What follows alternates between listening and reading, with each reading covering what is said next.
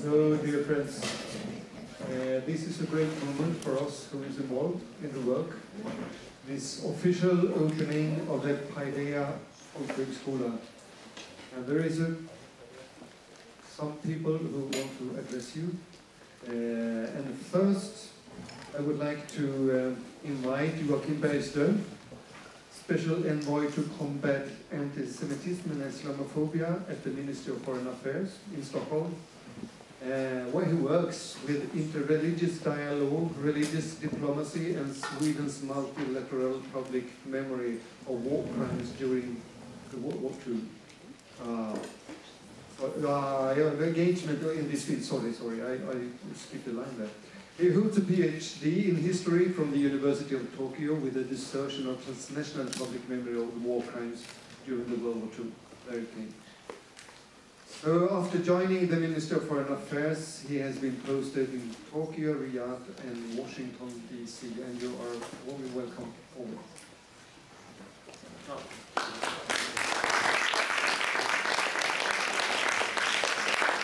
I wish you were right. I wish there was a department dealing with transnational memory of World War II, but there isn't.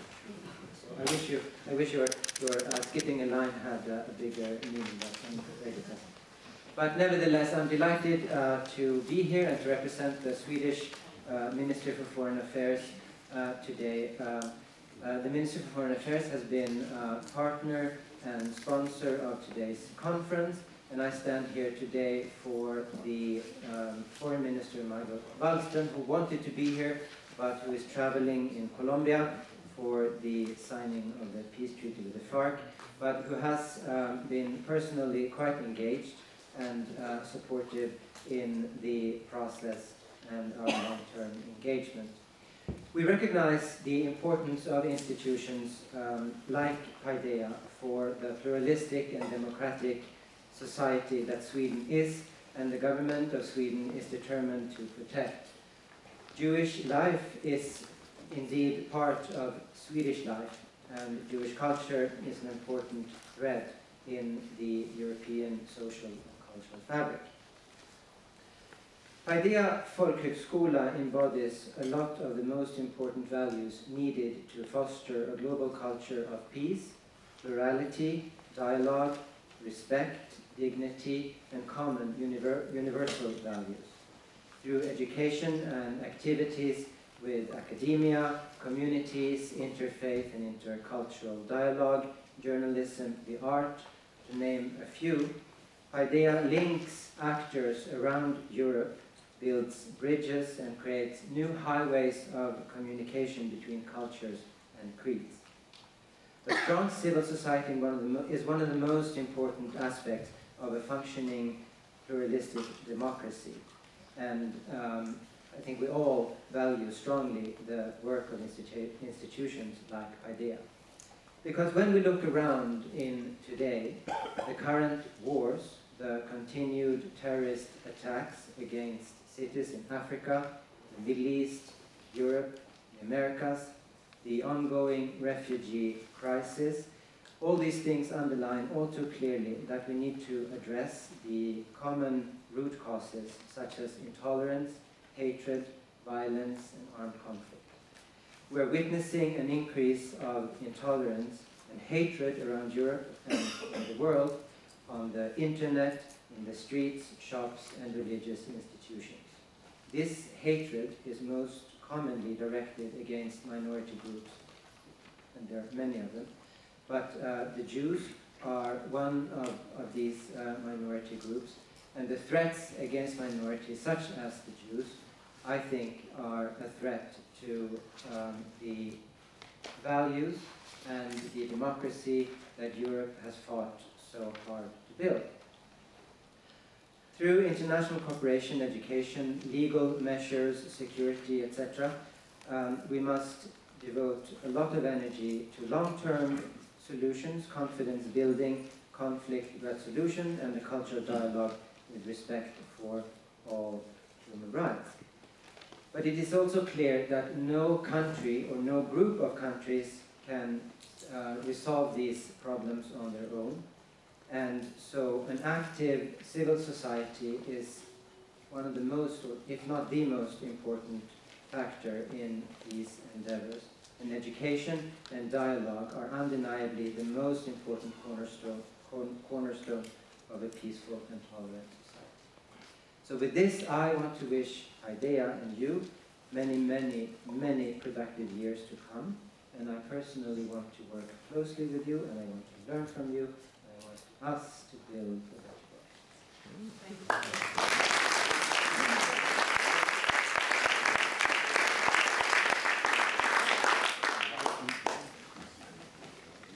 Now I would like to introduce appreciated colleague in the family of Folkhögskolas, Ivar Heckscher. At present a senior lecturer at the School of Dance and Circus, embroidery artist. And Heckscher worked previously as an educator and teacher in various schools and projects, and he also worked at the Municipality Council in Södertälje. And you are welcome forward.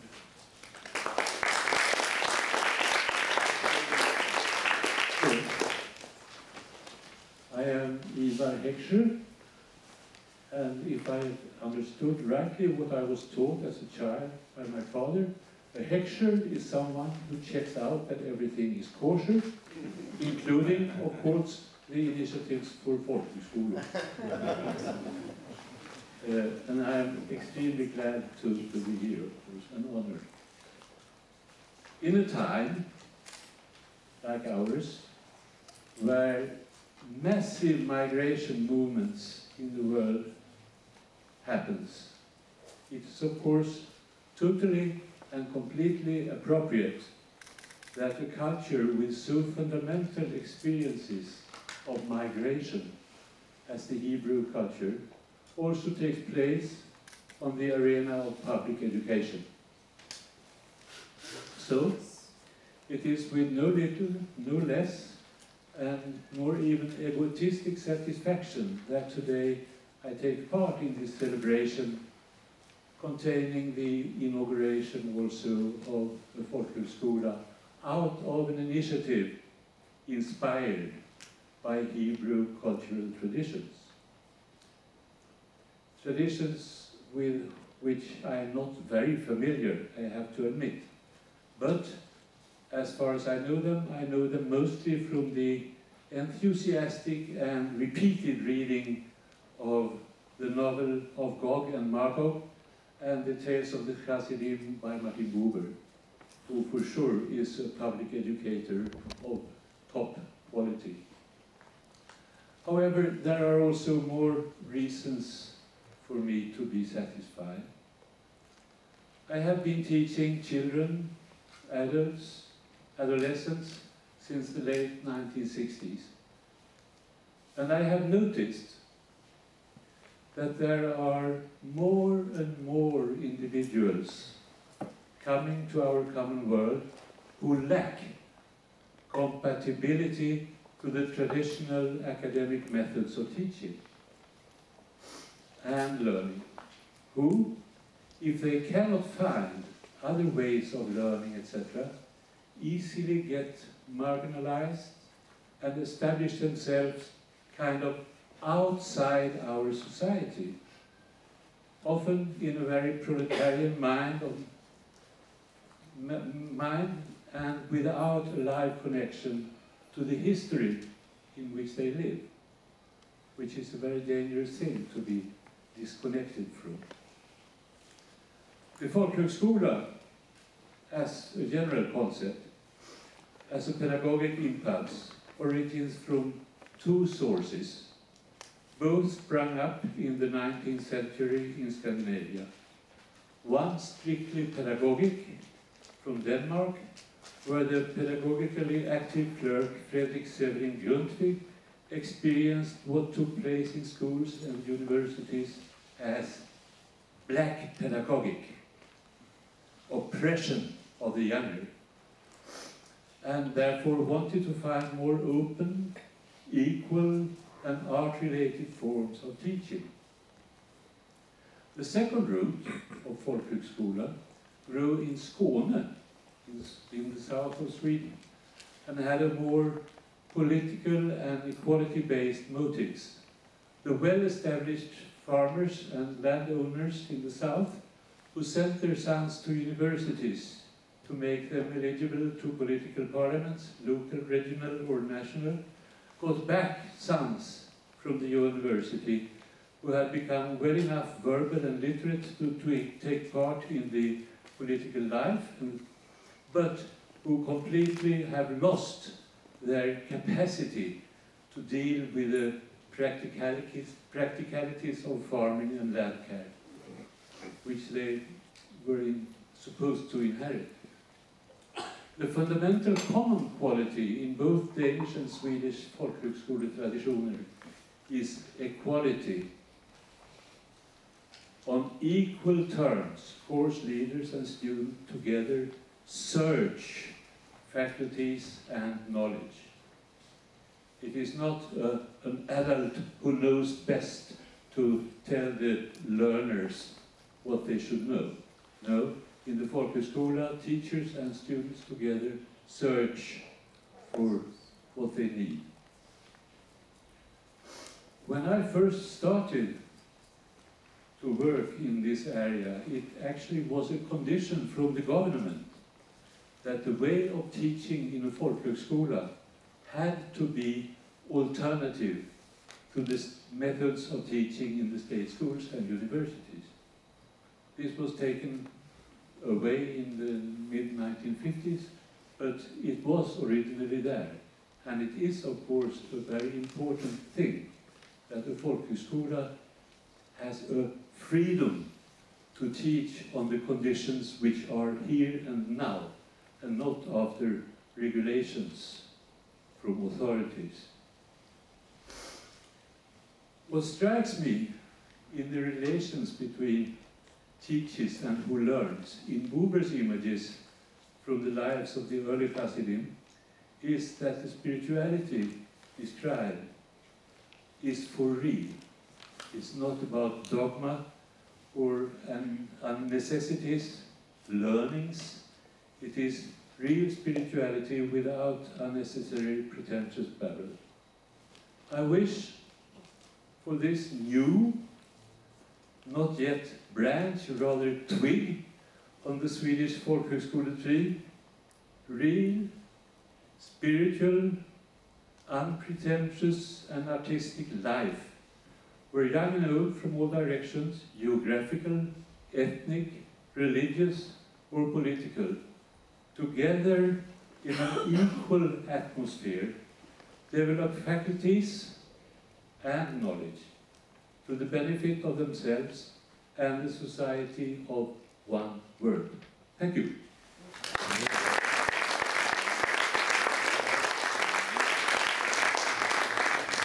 Thank you, Ivan. One of the persons that has been and that is very important for the cooperation between Paideia and Kista Folkhögskola is the next speaker. The director of Kista Folkhögskola here in Stockholm, Abdul Khadir Habib. Welcome forward.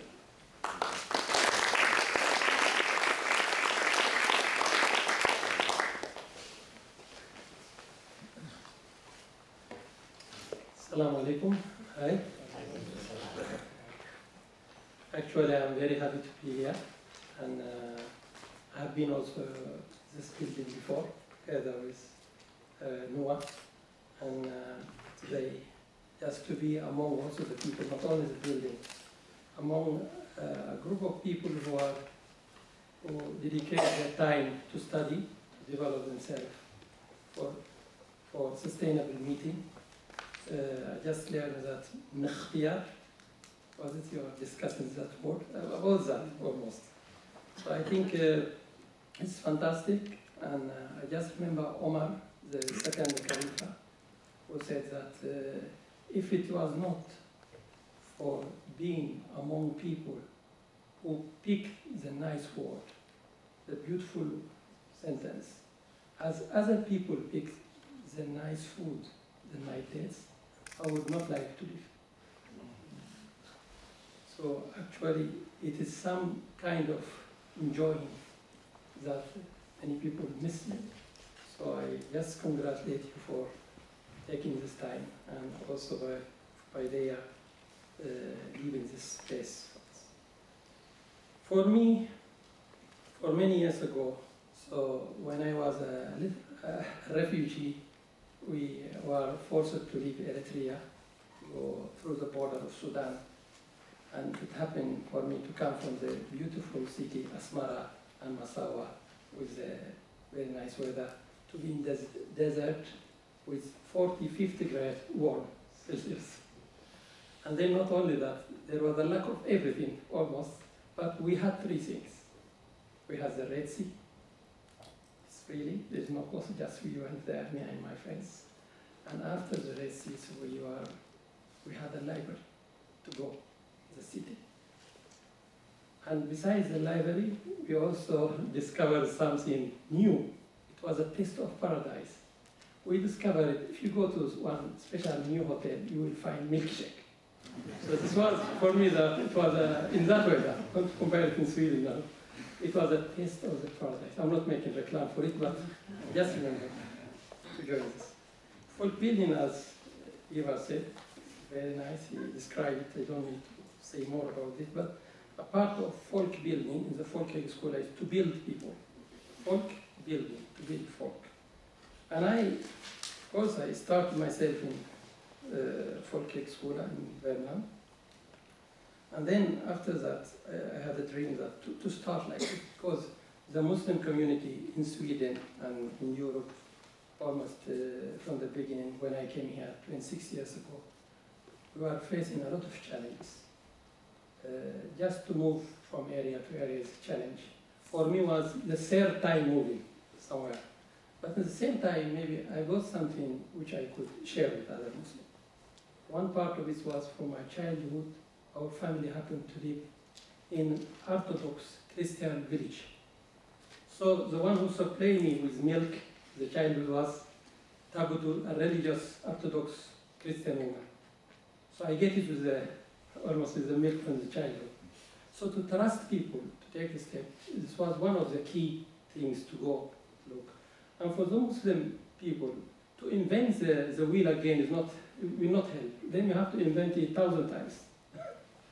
But one of the questions was, of course, to look, how did it came that Sweden have 200 years of peace? How did it happen that the people in Sweden, in many ways, they build this society, fantastic society, where we have a lot of rights which maybe 80% or 90% from the world, people living around the world are not gaining today. So we started looking, one of the fantastic ways was the Folkhögskola, to start a Folkhögskola. A flexible institution, little organization, flexible institution, but you can do a lot from this. But then learning from other Folkhögskolas, so we contacted one Folkhögskola in Dalarna, Folkhögskola. Folkhögskola.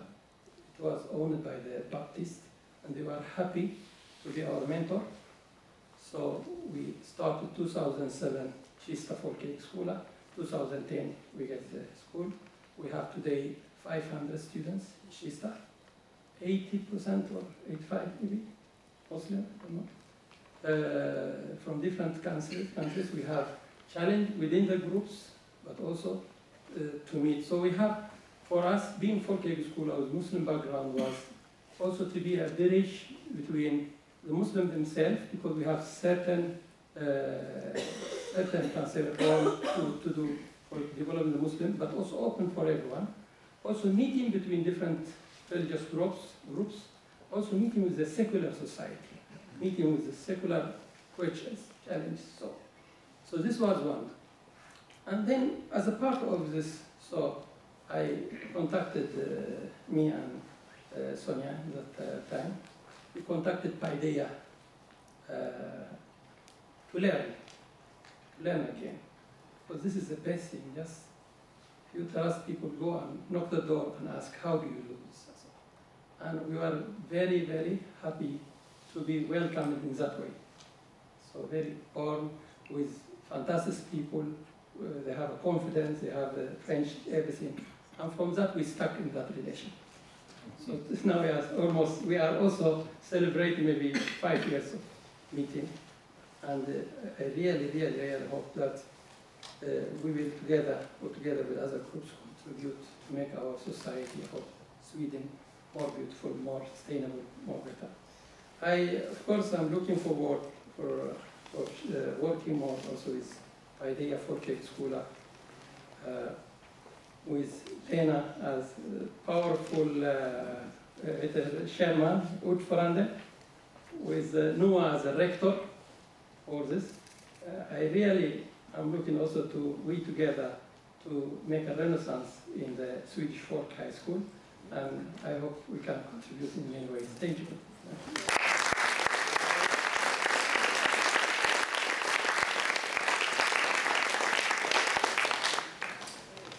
Thank you, Abdulkader. Now it's time for Lena Pusner-Kösi to step forward. Lena, as Abdulkader said, is the chairman of Paideia Folkhögskola, and she is also a member of the Paideia board since its inception about 50 years ago. And Lena also was former chairman of the official council of Swedish Jews communities and the Stockholm Jewish community. Welcome, Lena. Thanks.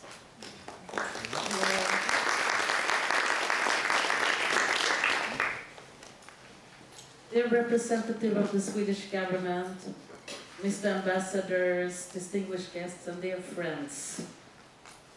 Before giving you the background to what we're about to inaugurate right now, namely the Paideia Folkhögskola, we found a name for it, because it has to be translated somehow. And we will call it the Paideia Cultural College, because there is, as you heard, nothing similar or equivalent in the world. So from now on, it's Paideia Cultural College. But I learned from a friend when we meet regularly in the mornings that there was something which is not equivalent to the cultural college movement. It was the Tarbut movement during the First and Second World War. It was founded in 1922 in Warsaw, and it was actually flourishing between the two world wars. Especially and mainly in Poland, Romania and Lithuania. And the Tarbut institutions was educational institutions addressing both young and adults, and including publishing houses, libraries and such. The graduated students took then high school matriculation exams and under the Polish government, and could therefore after continue the higher learning after the war. So, what now about the Paideia Jewish Cultural College? As you heard from Ivan, our expert and mentor in this respect, the first Swedish folkhögskola, I will not speak about the Danes, we're in Sweden. It was founded in 1868, almost 150 years ago. And you heard also, as a response, addressing the farmers' sons to be educated in culturing the land and more practically, and then moving further out in the society to addressing those for various reasons didn't want or couldn't attend on university levels because they had to work or otherwise. Since then, the concept of higher education for each person who so wishes have become a movement in Sweden, and providing opportunities for every individual regardless of background. And this is actually a very Swedish notion. Now I disappeared. I don't want you to hear me spit. To meet, I will quote, to meet the needs of contemporary society and at the same time provide for the individual to grow, this is and has been the foundation of the Folkhögskola idea, the cultural college idea.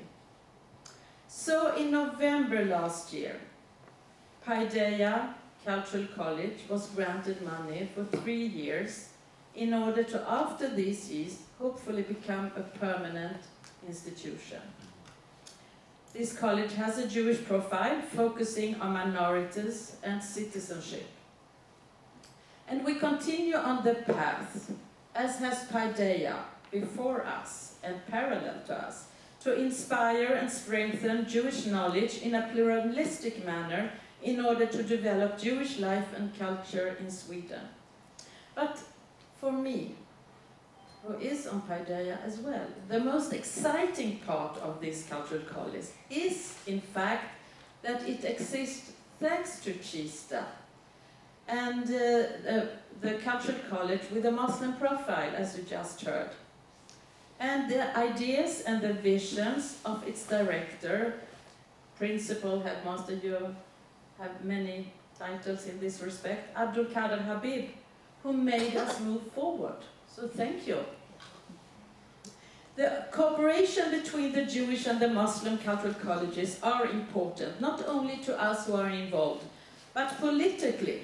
It conveys a very strong message, both within our own groups, within the Muslim and Jewish communities, but also to the society at large. Jews and Muslims, we are all here to stay. We have so much in common, and we can surely benefit from each other's experience and knowledge. And by learning together, we can also challenge all those who hate us. I stand here before you as a proud chairperson of the first Jewish Cultural College in Sweden. And together with Noah Hermele, who is the first principal or headmaster, I don't know which title to use, and the board members, Åke Larsson, who is jumping up and down introducing us, Ingrid Lundfors, Gabriel Oivitz, and Gunnar Wåhlin, we will make this succeed. Together we are about to create a unique model. And who knows, maybe this model can be exported to the rest of Europe. Wow. So thank you very much. And I will hand over the microphone also maybe to Noah Hermele. Please, you take the other.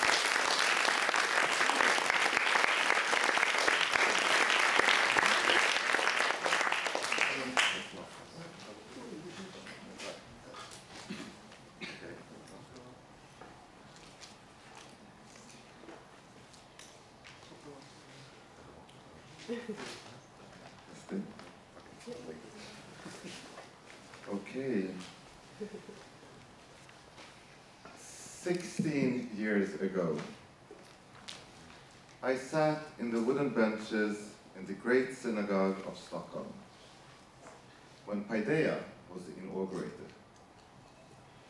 I was then a participant of the first cohort of Paideia Fellows.